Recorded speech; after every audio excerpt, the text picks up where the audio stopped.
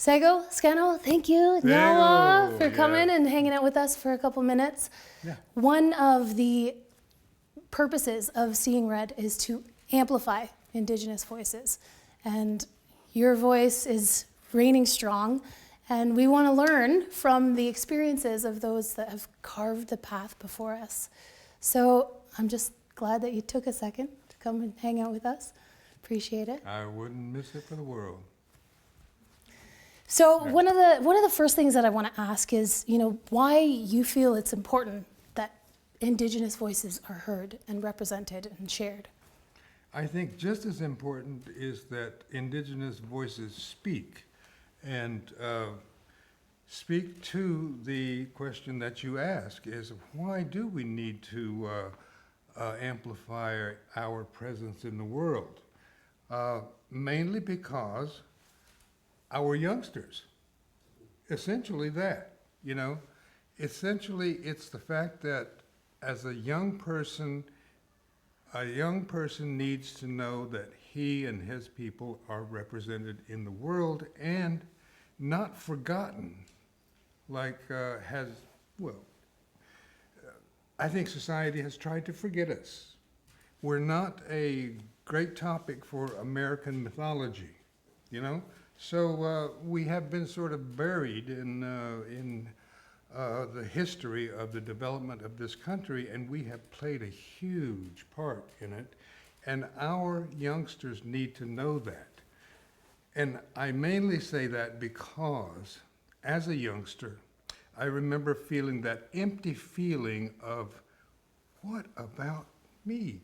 How do I fit into this world when I'm surrounded by students of non-Indian color? And it's a lonely feeling, and it's kind of a disgusting kind of a feeling and it's a scary feeling whenever the topic of Native Americans or American Indians or even a particular nation or tribe is discussed in a educational situation, and it just sort of hits you. You know that they're going to ask you, what tribe are you from, and do you speak your own language, and that kind of thing. It just, and it takes you aback because all of this other time you were just totally forgotten, right?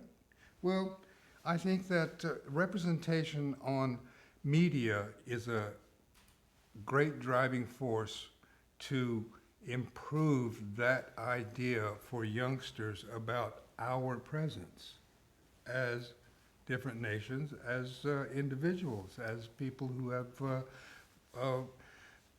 have sustained our own tribal lives, And so that's, I think, a very important part of sustaining our identity amongst the people of this nation.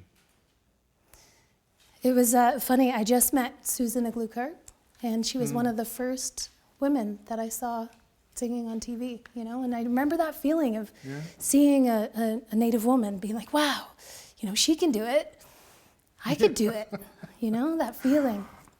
I only had Jay Silverheels. He's from this part of the country.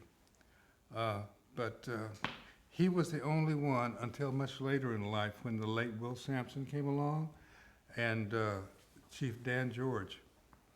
And they lit up the, screens of, wow, hey, that guy looks Indian, it was not like looking at Tony Curtis play Native, Yeah, it was a great awakening in terms of, wow, maybe it is possible,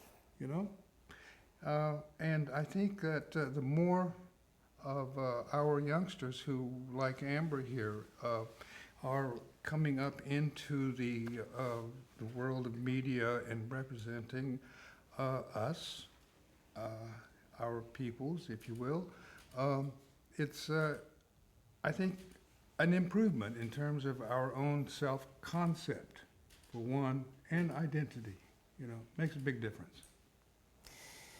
So what would be, your words of wisdom to the upcoming actors and Indigenous talent following your path? What's your advice? Don't follow my path. My path is already done. You know, I mean, I've followed my path, and nah, don't follow my path. Create your own is what I think you should do, and there'll just like there will never be another Will Sampson or Chief Dan George or Jay Silverheels. There's no need to have another Wes Studi. You can have Wes Studi types, though. I like that. You know, once you get to the point of being a type. I like that. Yeah. Create your own, be your own voice, you know? So if there was a message you would want the world to hear from Wes Studi? I would simply say enjoy life. Enjoy life and find what it is you want to do. Don't work. Live is what I say. Live your life. Don't have to work. Live. That's what I would say. Beautiful. Good enough? Beautiful, amazing. Thank you so much. Oh, we have the audience in the